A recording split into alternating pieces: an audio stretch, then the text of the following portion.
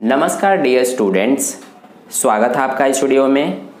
और इस वीडियो में हम करेंगे कक्षा 8 का प्रश्नावली 8.2 का प्रश्न नंबर 5 का हल। तो चलिए हम स्टार्ट करते हैं वीडियो को और करते हैं अपना प्रश्न नंबर 5 का हल। तो देखिए प्रश्न नंबर 5 में हमसे क्या पूछा गया है कि एक वीसीआर और टीवी में से प्रत्येक को 8,000 रुपये में खरीदा गया। दुकानदार को वीसीआर पर 4% हानि और टीवी पर 8% लाभ हुआ। इस पूरे लेन देन में लाभ अथवा हानि प्रतिशत ज्ञात कीजिए। तो डियर स्टूडेंट्स, इसमें हमें क्या कहा गया है कि एक दुकानदार है जो एक वीसीआर और एक टीवी को प्रत्येक को 8,000 रुपये में खरीदता है, यानी कि दोनों को 8,000 प्लस 8,000 16,000 रुपये में खरीदेगा। तो इस तरह से ये 16,000 क्या है, हमारा क्रय मूल्य है, क्योंकि इस कीमत पर दुकानदार खरीद रहा है। अब इसमें हमें कहा गया है कि दुकानदार वीसीआर को 4% हानि पर बेचता है और 8% लाभ पर टीवी को बेचता है। तो हमें इसमें बताना है कि दोनों के लेन देन में, यानी कि वीसीआर और टीवी दोनों के लेन देन में दुकानदार को लाभ होता है या हानि होता है। तो चलिए अब हम इसको यहाँ पर हल करते हैं। तो सबसे पहले हम यहाँ पर क्या लिख लेंगे कि दोनों का क्रय मूल्य लिख लेंगे। सबसे पहले यहाँ पर हम लिख लेते हैं वीसीआर का क्रय मूल्य। आपको पता होगा क्रय मूल्य और विक्रय मूल्य क्या होता है। वीसीआर का क्रय मूल्य कितना दिया है हमें, 8,000 रुपये, ठीक है। अब इसके बाद दूसरा क्या है हमारे पास, टीवी। तो टीवी का क्रय मूल्य कितना दिया गया है, इसको यहाँ पर हम लिख लेंगे। ये भी हमारा 8,000 रुपये ही है, क्योंकि कहा गया है प्रत्येक को 8,000 रुपये में खरीदा गया है। तो प्रत्येक का मतलब क्या है कि दोनों ही 8,000 रुपये में खरीदे गए हैं। तो इस तरह से ये है हमारा। अब हम यहाँ पर लिख लेंगे कि दोनों का क्रय मूल्य कितना है, यानी कि टोटल क्रय मूल्य कितना है। तो यहाँ पर लिख लेंगे वीसीआर और टीवी का कुल क्रय मूल्य, ठीक है। तो ये हो गया हमारा कुल क्रय मूल्य। अब इसके लिए हम क्या करेंगे, कैसे ज्ञात करेंगे हम कुल क्रय मूल्य, ये दोनों को जोड़ देंगे। 8,000 प्लस दूसरा वाला 8,000, कितना आ गया हमारे पास, 16,000 रुपये। तो ये हमारा 16,000 कुल दोनों का क्रय मूल्य आ गया। अब यहाँ पर हम निकालेंगे कि वीसीआर पर हमें कहा गया 4% की हानि होती है। तो यहाँ पर हम वीसीआर पर 4% की हानि निकालेंगे, यानी कि ये 4% हानि हमें प्रतिशत में दिया है, ये रुपए में कितना होगा इसको यहाँ पर हम ज्ञात करेंगे। तो इसके लिए क्या करेंगे हम, वीसीआर का क्रय मूल्य कितना है, 8,000 रुपये। तो हम यहाँ पर 8,000 का 4% ज्ञात कर लेंगे, यानी 4% निकालेंगे। तो देखिए कितना आ जाएगा ये हमारा 8,000 का 4%, ये 8,000 का मतलब गुणा ये 4 और बटे में 100 आ जाएगा, क्योंकि प्रतिशत हटेगा।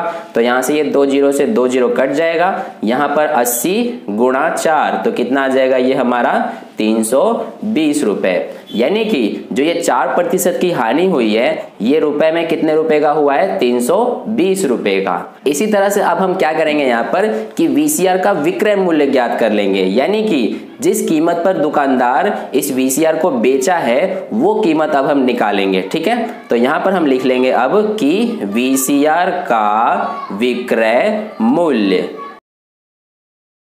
तो वीसीआर का विक्रय मूल्य हम कैसे निकालेंगे, देखिए हम क्या करेंगे कि जो वीसीआर का क्रय मूल्य है यानी कि 8,000, इसमें से हम हानि को घटा देंगे। क्योंकि एक बात आपको हमेशा ध्यान रखना है कि जब हम विक्रय मूल्य निकालते हैं तो क्रय मूल्य में से हानि को घटा देते हैं, और जब लाभ होता है तो हम प्लस कर देते हैं क्रय मूल्य में, ठीक है। तो यहाँ पर हमारा क्या है, ये क्रय मूल्य हो जाएगा, ये हम लिख लिए यहाँ पर क्रय मूल्य। इसमें से हम क्या घटा देंगे, हानि। तो यहाँ पर हम लिख लेंगे सबसे पहले हानि। अब देखिए यहाँ पर क्रय मूल्य हमें कितना दिया है, 8,000। तो ये 8,000 ये माइनस हानि कितने रुपए की हुई है, ये 320 रुपए की। तो यहाँ से ये माइनस हो जाएगा 320 रुपए, ठीक है। तो यहाँ से अब अगर हम ये 8,000 में से 320 रुपए घटा देंगे तो हमारे पास कितना बचेगा, 7,680 रुपए। यानी कि जो दुकानदार है वो वीसीआर को 7,680 रुपए में बेच रहा है अब, ठीक है। तो ये तो बात हो गई हमारा वीसीआर के बारे में। अब यहाँ पर हम निकालेंगे टीवी के बारे में। तो हमें पता है कि टीवी पर 8% का लाभ हुआ है, तो इसलिए यहाँ पर हम लिख लेंगे टीवी पर 8%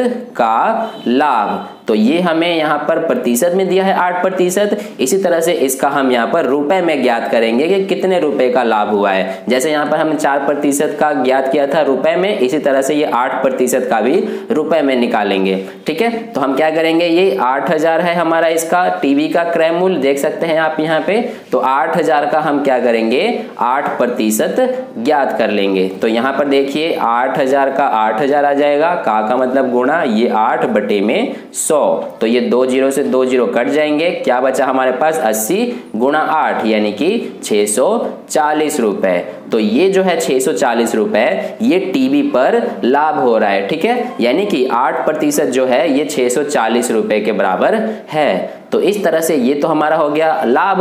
अब यहाँ पर हम निकाल लेंगे टीवी का विक्रय मूल्य, यानी कि जिस कीमत पर दुकानदार टीवी को बेच रहा है। तो इस तरह से टीवी का विक्रय मूल्य कैसे ज्ञात करेंगे हम, जो इसमें हमारा टीवी का क्रय मूल्य है इसमें हम प्लस कर देंगे लाभ को। ठीक है, जैसा कि मैंने आपको पहले ही बताया कि जब हम विक्रय मूल्य ज्ञात करते हैं तो जब हानि होता है तो क्रय मूल्य में से उसको घटा देते हैं, और जब लाभ होता है तो क्रय मूल्य में उसको जोड़ देते हैं। तो यहाँ पर देखिए क्रय मूल्य कितना है टीवी का, 8000। तो ये 8000 हो गया, ये प्लस, और लाभ कितने का हुआ है, 640 रुपए का। तो ये हो गया, और इसको हम यहाँ पर जोड़ देंगे। तो 8000 प्लस 640 कितने हो जाएंगे हमारे यहाँ पर, 8640 रुपए। ठीक है, तो ये तो हो गया हमारा टीवी का विक्रय मूल्य, यानी इस कीमत पर दुकानदार टीवी को बेच रहा है। तो ये बात हो गई यहाँ पर। अब देखिए हम यहाँ पर क्या करेंगे कि ये हमने वीसीआर और टीवी दोनों का अलग अलग विक्रय मूल्य ज्ञात किया है, ये और ये। अब यहाँ पर हम लिखेंगे कि दोनों का कुल कितना विक्रय मूल्य होगा। तो यहाँ पर सबसे पहले हम लिख लेंगे कि वीसीआर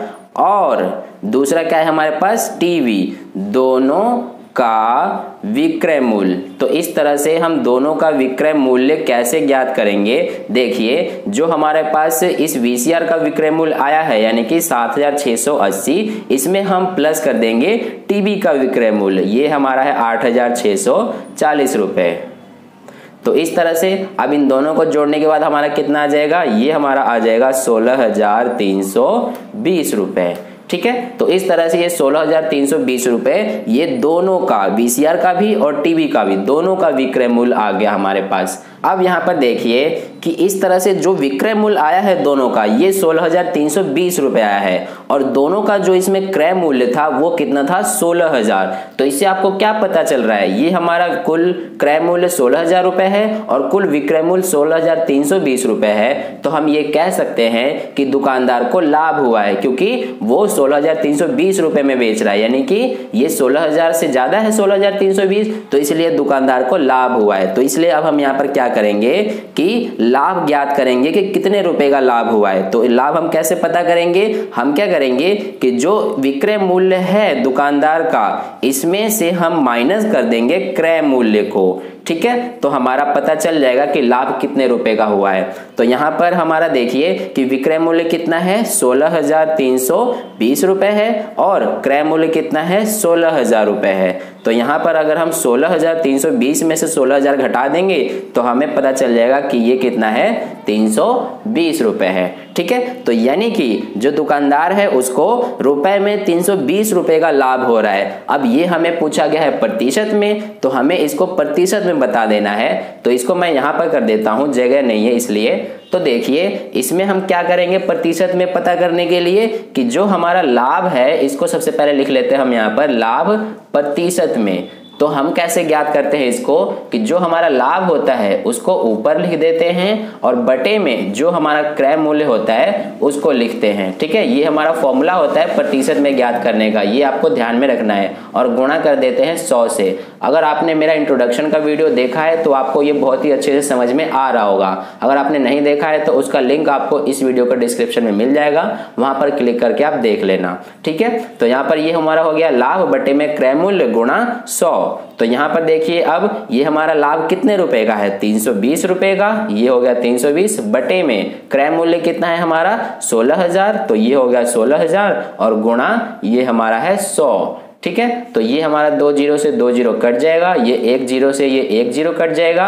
ये देखिए 16 एकम 16, ये 16 दूना 32। तो हमारे पास क्या बचा, सिर्फ ये 2, नीचे 1 है, 1 हम मानते नहीं है, तो हमारा ये आ गया 2। ये क्या है, 2 हमारा प्रतिशत, यानी कि जो हमारा रुपए में 320 रुपए का लाभ हो रहा था, ये प्रतिशत में 2% है। ठीक है, तो ये हमारा हो गया यहाँ पर आंसर, यानी दुकानदार को 2% का लाभ हो रहा है कुल लेन देन में। तो ये हमारा हो गया प्रश्न नंबर 5 का हल। अब आप वीडियो को पॉज करके और अपने नोटबुक में इसको ऐसे ही नोट कर लीजिए। तो आई होप आपको प्रश्न नंबर 5 का हल काफी अच्छे से समझ में आया है। अगर समझ में आया है तो इस वीडियो को लाइक कर दीजिएगा, और पहली बार वीडियो को देख रहे हैं तो चैनल को सब्सक्राइब करके नोटिफिकेशन बेल का आइकन प्रेस कर लीजिए, ताकि अगली वीडियो जैसी अपलोड की जाए उसका नोटिफिकेशन सबसे पहले आपको मिल जाए। और अपने दोस्तों के साथ भी इस वीडियो को शेयर कर दीजिए, ताकि उन्हें भी इससे हेल्प मिल जाए। और कहीं पे भी कोई डाउट है प्रश्न में तो आप नीचे कमेंट करके मुझसे पूछ सकते हैं, मैं आपको समझाने की पूरी कोशिश करूंगा।